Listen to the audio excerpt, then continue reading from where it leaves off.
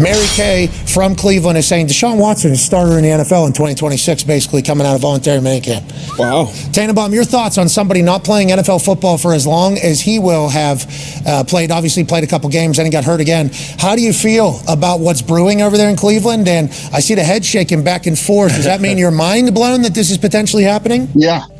Pat, that is the most improbable development we've seen in a long time, given the amount of time he's missed.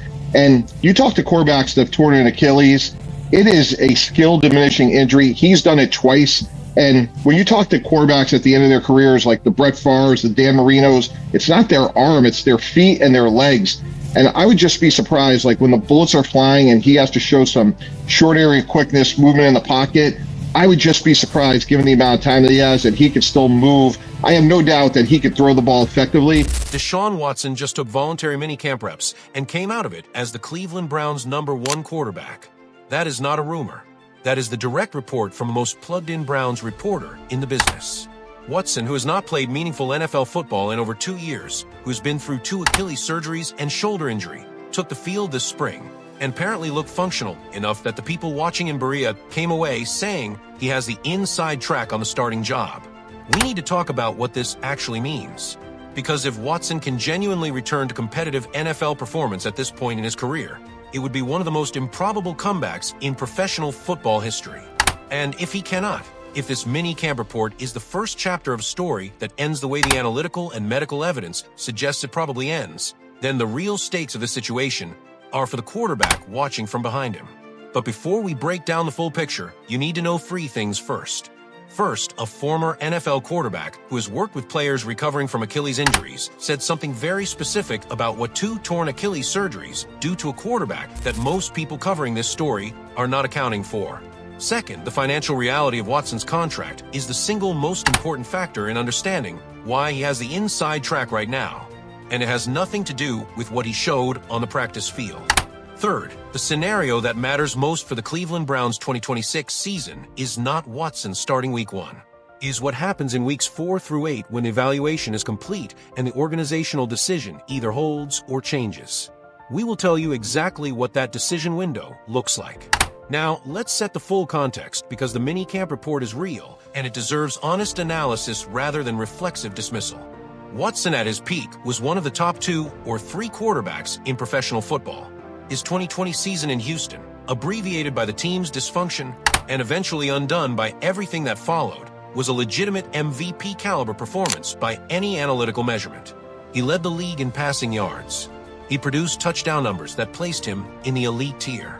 He was a player who could win games with his arm, with his legs, and with his processing intelligence. The foundation of that player existed. It was documented. The question that has never been cleanly answered is whether any version of that player still exists inside the body that has been through the injury sequence Watson has endured.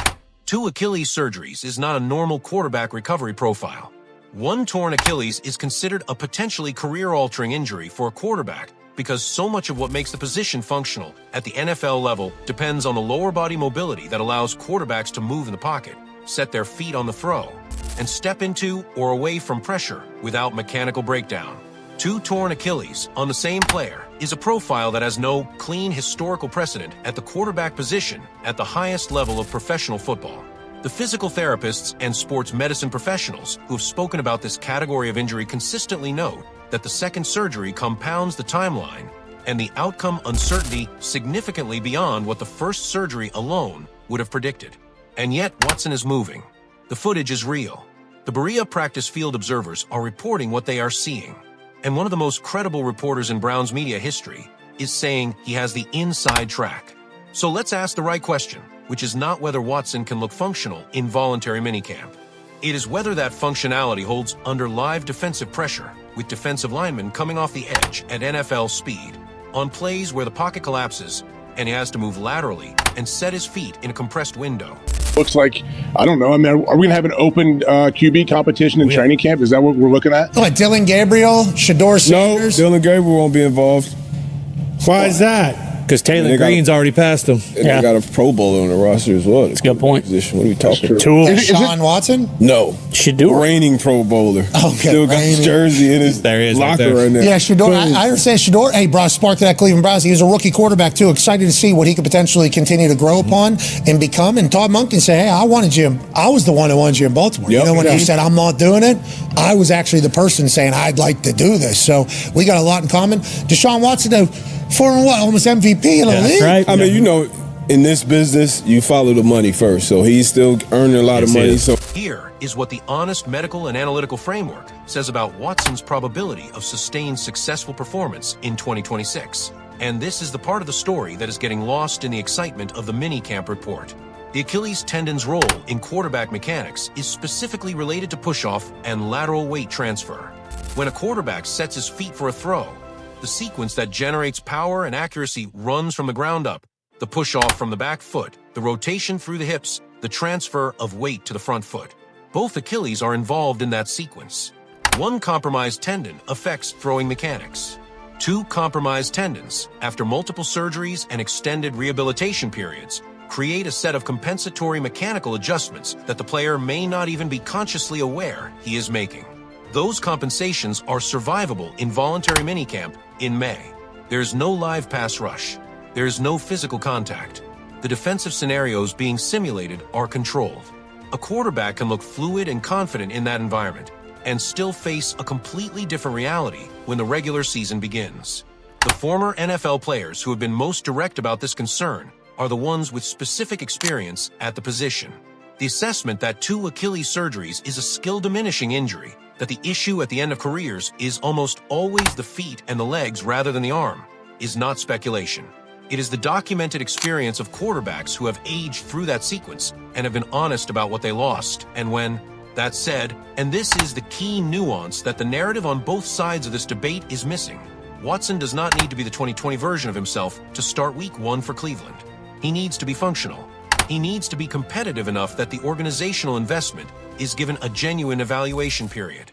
He needs to not be so clearly diminished that the coaching staff has no professional or competitive justification for keeping him as the starter.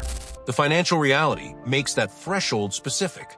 Watson's contract guarantees create an organizational obligation to demonstrate that the evaluation was genuine, that a player owed that amount of money received a legitimate opportunity to prove his starting level functionality before any roster decision was made. The inside track he is coming out of minicamp is directly connected to that contractual obligation. It is not a proclamation that he is the starter in week 17. It is a statement that the evaluation process begins with him as the presumptive number 1. Now, let's talk about what this means for Shedeur Sanders, because this is the dimension that is generating the most heat among Browns fans, and it deserves a direct answer. Shedeur Sanders came into the league as a 5th-round pick who demonstrated processing ability and pocket management skills that were suppressed by structural failures rather than individual limitations. The evaluation of his year 1 performance by people who watch the film rather than just the box score consistently arrives at the same conclusion. The quarterback was functional, the environment was broken, and the gap between what the numbers showed and what the talent showed was attributable to protection failure, receiving room inadequacy, and a lack of development reps in the offseason preceding the season. All 3 of those structural failures have been addressed this offseason. Spencer Fono at tackle, KC Concepcion in the receiving room, Denzel Boston adding contested catch capability, a full offseason of development reps that Shedeur was specifically denied going into year 1. The question is whether Watson's mini-camp performance creates a legitimate competition or whether it simply delays the organizational confirmation of something the evaluation process was always going to produce. Here is my honest take. Watson starting week 1 is the most likely scenario based on everything the Browns' organizational structure and financial obligations demand. But Watson sustaining that position through a full season, given the injury history, the movement limitations that competitive NFL football will expose that voluntary minicamp cannot, and the deterioration of timing that extended absence from live game reps creates, is significantly less likely than the minicamp report implies. The real question is not whether Watson starts week 1. It is whether he is still starting when the team is 4 games in and the film says what it's going to say. At that point, the evaluation process produces its definitive output regardless of contract standing, regardless of organizational preference, and regardless of what the minicamp report said in May.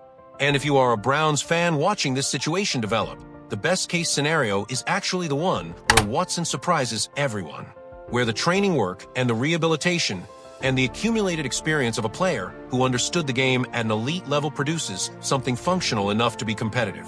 Because if Watson gives this team 6 or 7 wins in the first half of the season, while playing well enough to justify the starting position, the organizational confidence that builds around the program benefits every player in that building, including the one waiting behind him. The worst-case scenario is the one that plays out in week 5 or 6 when the live defensive pressure exposes what the voluntary minicamp conditions concealed. At that point, Cleveland needs Shedeur to be ready. This situation is as genuinely uncertain as anything the Browns have faced at the quarterback position in years. Watson may be coming back. The medical evidence says he probably cannot sustain it. The minicamp report says do not count out.